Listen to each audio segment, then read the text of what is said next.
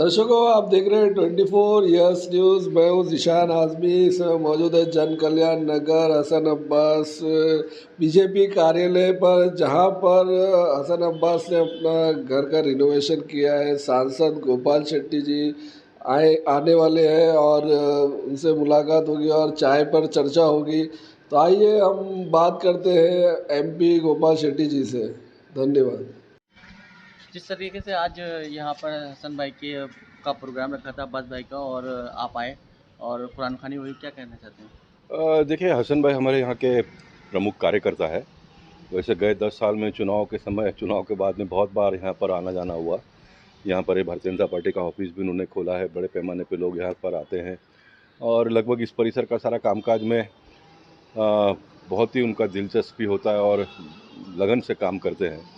और जब घर का उन्होंने एक नया सेटअप बनाया तो स्वाभाविक है किसी भी व्यक्ति कार्यकर्ता का इच्छा होता है कि हमारे नगर सेवक हो, एमएलए हो, एमपी हो, आए। और मेरा एक नज़दीक का नाता है सब कार्यकर्ताओं के साथ में। हम सब एक ही कार्यकर्ता के रूप में सभी लोग मिलकर काम करते हैं। ठीक है। नगर निगम के चुनाव कब तक पॉसिबल है? नगर निगम का चुनाव तो जब डिक्लेयर होगा तभी लोगों को पता चलेगा। इसके बारे में कोई कह नहीं सकता है, लेकिन अभी सुप्रीम कोर्ट का जो अंतिम चुकादा आएगा उसके बाद में फिर तय होगा। मुझे लगता है कि 2023 के पहले हो जाएगा। आज एनडीए की मीटिंग है, काफ़ी पार्टियां सपोर्ट दे रही हैं, तो कौन कौन सी कुछ बता सकते हैं? नहीं, बहुत सारे पार्टियां सपोर्ट दे रही हैं। मतलब गत बार से भी ज़्यादा पार्टियों का सपोर्ट इस बार 2024 के चुनाव में मोदी जी को मिल रहा है। और बड़े बड़े पार्टियां भी, जैसे कर्नाटक में जेडीएस का आना, मैं मानता हूँ कि बहुत बड़ा एक बदलाव आने वाले दिनों में देखने के लिए मिलेगा। और ये मोदी जी ने किया हुआ काम, मोदी जी ने किया हुआ परिश्रम, अमित शाह जी की रणनीति और पूरे देश में भारतीय जनता पार्टी के कार्यकर्ताओं ने जिस लगन से लोगों की सेवा की है, उसके वाइब्रेशन से ये सारा होते जा रहा है, ऐसा मैं मानता हूँ।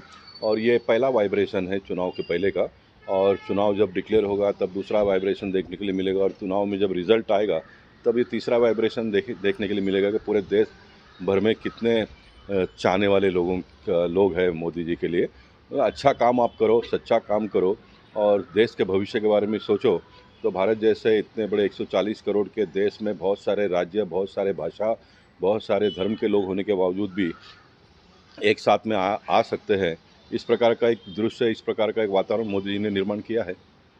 आने वाला चुनाव जो नगर निगम का है, वो अकेले बीजेपी लड़ेगी या कोई पार्टी साथ में रहेगी? नहीं, इसके बारे में तो समय आएगा तभी पता चलेगा। इसके बारे में अभी कोई कुछ कह नहीं सकता, क्योंकि जिस तरह से महाराष्ट्र में राजनीतिक माहौल बदलते जा रहा है, तो चुनाव के अंतिम दिन तक इसके बारे में, मतलब डिक्लेरेशन तक कोई इसके बारे में कुछ बता नहीं पाएगा।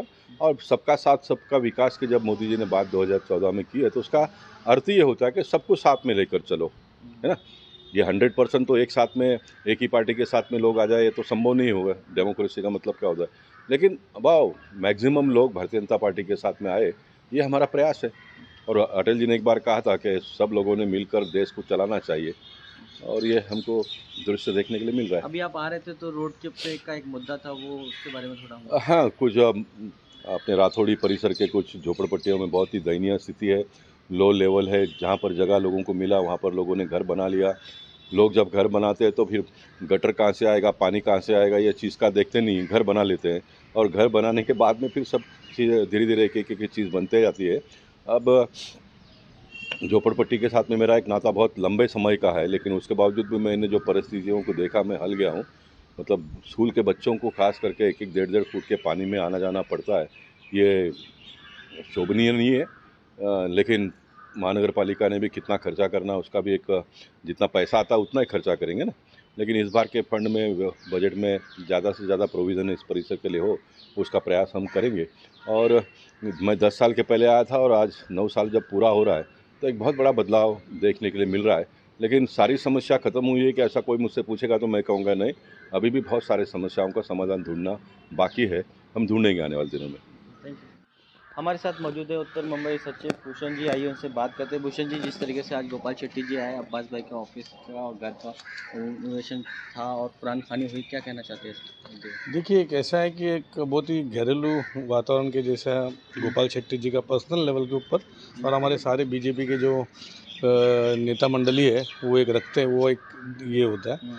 और हमेशा ही ऐसा घर पर जाना, किसी का कुछ रहेगा, कुछ सुख दुख हर एक चीज़ में गोपाल शेट्टी जी और हमारे भारतीय जनता पार्टी के नेता हमेशा ही आगे रहते हैं इसके लिए। एक हसन भाई के साथ में काफ़ी पुराना रिश्ता है। जब ये हमारा एरिया में बीजेपी मेरे ख्याल से तभी उस टाइम पे इतनी नहीं थी, तभी से सारे जूने कार्यकर्ता हैं, हमेशा इलेक्शन में और बाकी के इसमें काम चालू रहता है।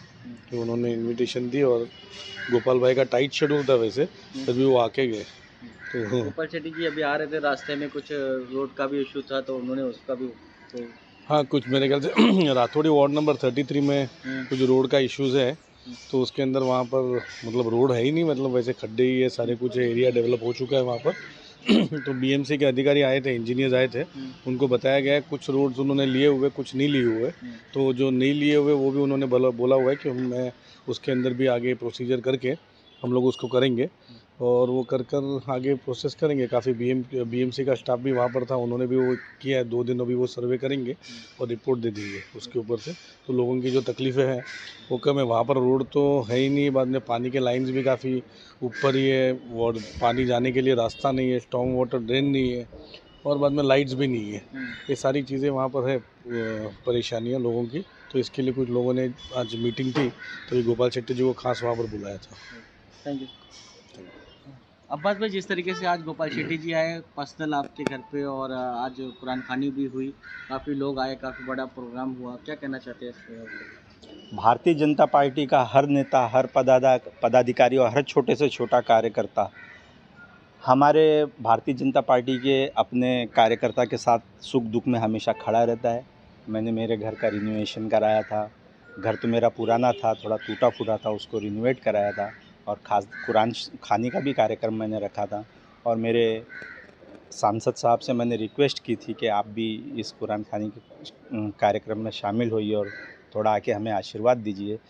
तो उनका शेड्यूल एकदम बिज़ी होता है, उसके बावजूद भी उन्होंने अपने बिज़ी शेड्यूल में से टाइम निकाला।